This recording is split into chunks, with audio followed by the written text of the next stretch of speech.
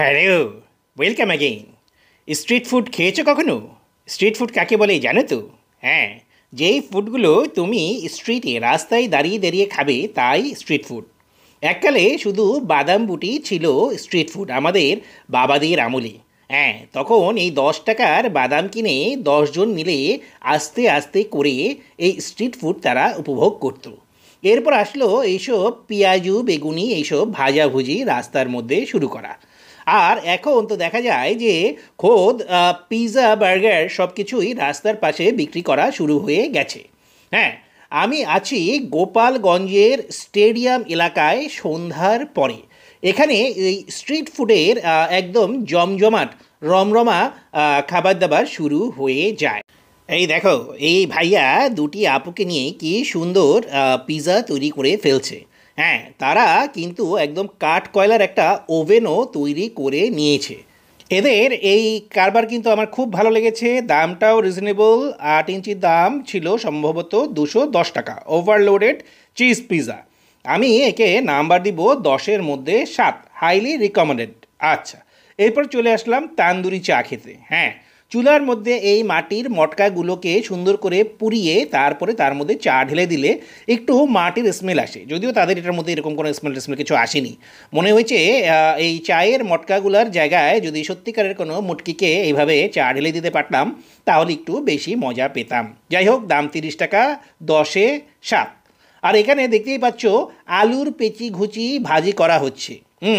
যদি কারো আলুর দোষ থাকে এরকম একটা আলু ছুলে তাকে পেঁচিয়ে পেঁচিয়ে দিয়ে দিতে পারো, আলুর দোষ কেটে যাবে। আর এখানে প্রচুর পরিমাণে সব দেখি শীতের পিঠার পসরা সাজিয়ে সবাই বসেছে। বিভিন্ন রকমের শীতের পিঠা, সাথে অনেক রকমের ভর্তা। হ্যাঁ, আমার কাছে মনে হচ্ছে পৃথিবীতে এটাই হচ্ছে সবচেয়ে সস্তা বুফে। বুফেই বলো আর বাফেটই বলো, দেখতেই পাচ্ছ মাত্র 10 টাকায় একটা পিঠা কিনে তুমি যত ইচ্ছা আনলিমিটেড ভর্তা খেতে পারবে।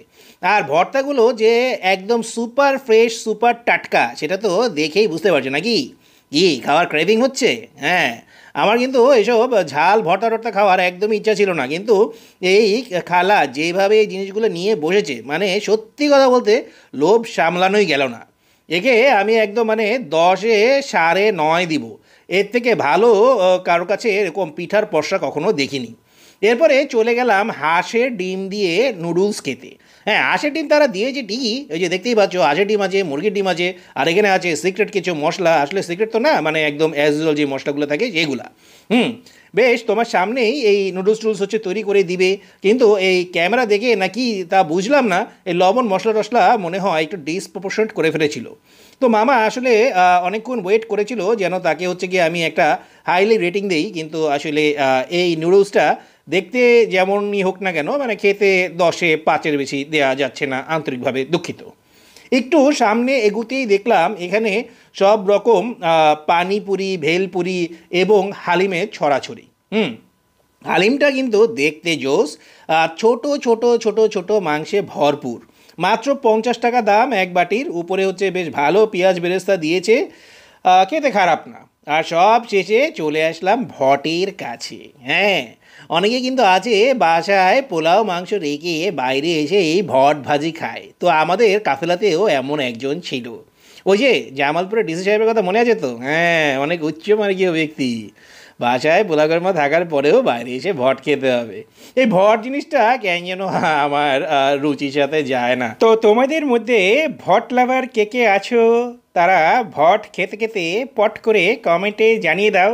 আর কোন ভটটা তোমাদের বেশি মজা লাগে, বড়টা না ছোটোটা? সবাই ভালো দেখো, কেমন?